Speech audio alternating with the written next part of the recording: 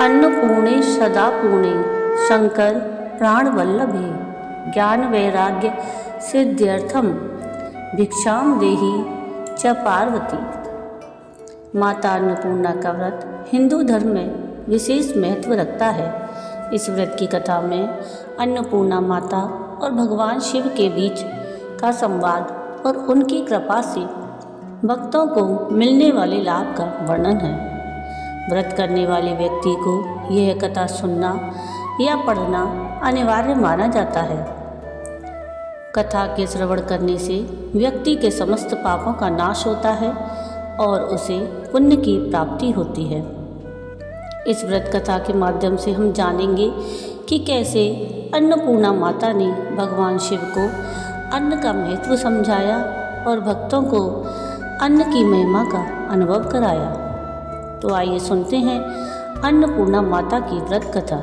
Radhe Radhe. Brajdham channel में आप सबका स्वागत है। पिछले वीडियो में आपने अन्नपूर्णा माता के व्रत की विधि और संपूर्ण जानकारी प्राप्त की। आज के इस वीडियो में हम अन्नपूर्णा माता के व्रत की कथा सुनेंगे। आइए शुरू करते हैं माँ अन्नपूर्णा के व्रत की कथा। एक समय की बात है, काशी निवासी धनंजय की पत्नी का नाम सुलक्षणा था। उसे अन्य सब सुख प्राप्त थे, केवल निर्धनता ही उसके दुख का एकमात्र कारण थी। यह दुख उसे हर समय सताता रहता था। एक दिन सुलक्षणा अपने पति से बोली कि स्वामी, आप कुछ उद्यम करो तभी काम चले। इस प्रकार कब तक काम चलेगा? सुलक्षणा की बात धनंजय के मन में बैठ गई और वह उसी दिन विश्वनाथ शंकर जी को प्रसन्न करने के लिए बैठ गया और कहने लगा, हे देवादिदेव विश्वेश्वर, मुझे पूजा पाठ कुछ आता नहीं है, केवल आपके भरोसे बैठा हूँ। इतनी विनती करके वह 2-3 दिन भूखा प्यासा बैठा रहा। यह देखकर भगवान शंकर ने उसके कान में अन्नपूर्णा अन्नपूर्णा अन्नपूर्णा इस प्रकार 3 बार कहा। यह कौन क्या कह गया? इसी सोच में धनंजय पड़ गया कि मंदिर से आते ब्राह्मणों को देखकर पूछने लगा, पंडित जी, अन्नपूर्णा कौन है? ब्राह्मणों ने कहा, तू अन्न छोड़ के बैठा है, सो तुझे अन्न की ही बात सूझती है।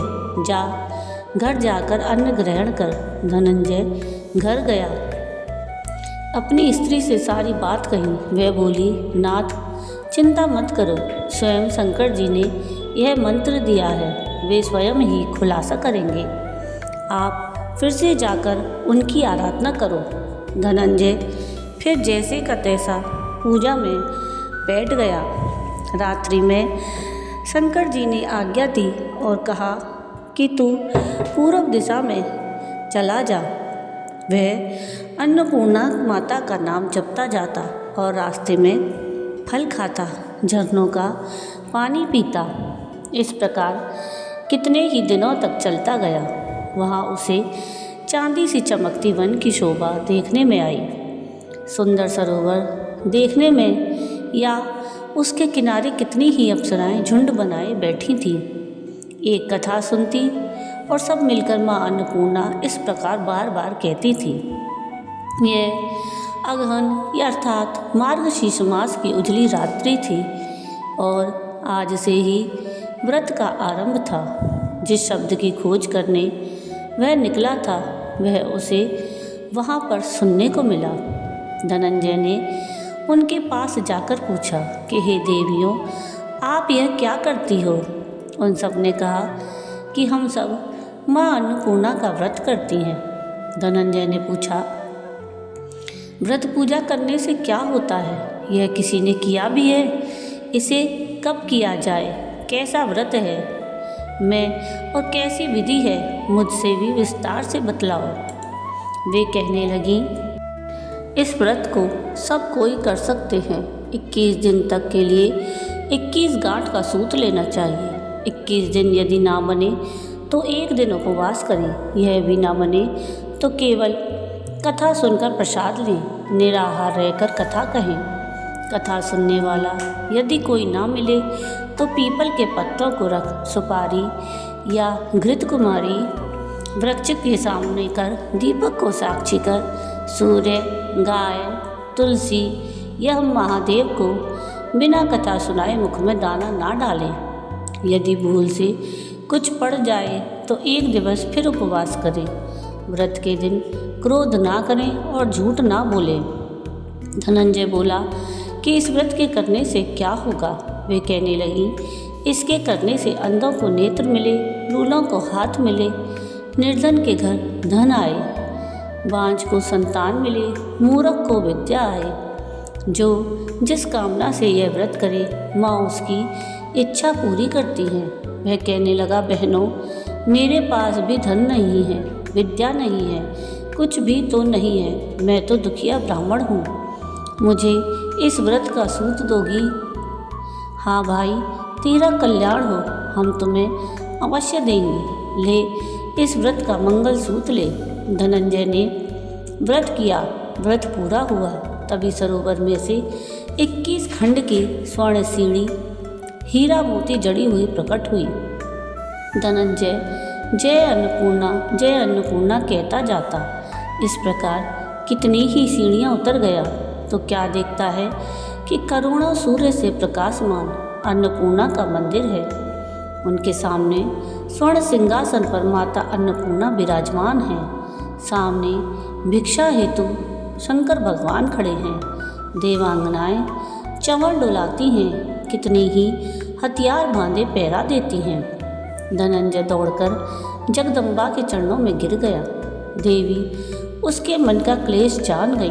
धनंजय कहने लगा, माता आप तो अंतर्यामिनी हो, आपको अपनी दशा क्या बताऊं। माता बोली, मेरा व्रत किया है, जा संसार तेरा सत्कार करेगा। माता ने धनंजय की जिह्वा पर बीज मंत्र लिख दिया। अब तो उसके रोम रोम में विद्या प्रकट हो गई। इतने में क्या देखता है कि वह काशी विश्वनाथ के मंदिर में खड़ा है। माँ का वरदान ले धनंजय घर आया। सुलक्षणा से सारी बात कही। माता जी की कृपा से उसके घर में संपत्ति उमड़ने लगी। छोटा सा घर बहुत बड़ा गिना जाने लगा। जैसे शहद के चत्ते में मक्खियाँ जमा होती हैं, उसी प्रकार अनेक सगे संबंधी आकर उसकी बड़ाई करने लगे।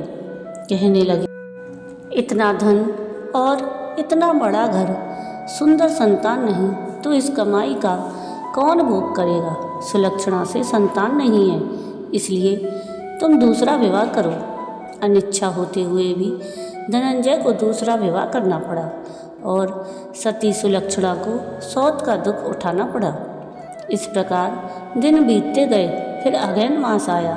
नए बंधन से बंधे पति से सुलक्षणा ने कहलाया कि हम व्रत के प्रभाव से सुखी हुए हैं, इस कारण यह व्रत छोड़ना नहीं चाहिए। यह माता जी का प्रताप है जो हम इतने संपन्न और सुखी हैं। सुलक्षणा की बात सुन धनंजय उसके यहाँ आया और व्रत में बैठ गया। नई बहू को इस व्रत की खबर नहीं थी। वह धनंजय के आने की राह देख रही थी। दिन बीतते गए और व्रत पूर्ण होने में 3 दिवस बाकी थे कि नई बहू को खबर पड़ी। उसके मन में ईर्ष्या की ज्वाला दहकने लगी। वह सुलक्षणा के घर जा पहुंची और उसने वहां भगदड़ मचा दी। वह धनंजय को अपने साथ ले गई। नए घर में धनंजय को थोड़ी देर के लिए निद्रा ने आ दबाया। इसी समय नई बहू ने उसका व्रत का सूत तोड़कर आग में फेंक दिया। अब तो माता जी का कोप जाग गया। घर में अकस्मात आग लग गई। सब कुछ जलकर खाक हो गया। सुलक्षणा जान गई और पति को फिर अपने घर ले आई। नई बहू रूठकर पिता के घर जा बैठी। पति को परमेश्वर मानने वाली सुलक्षणा बोली, नाथ घबराना नहीं, माता जी की कृपा अलौकिक है। पुत्र को पुत्र हो जाता है पर माता को माता नहीं होती।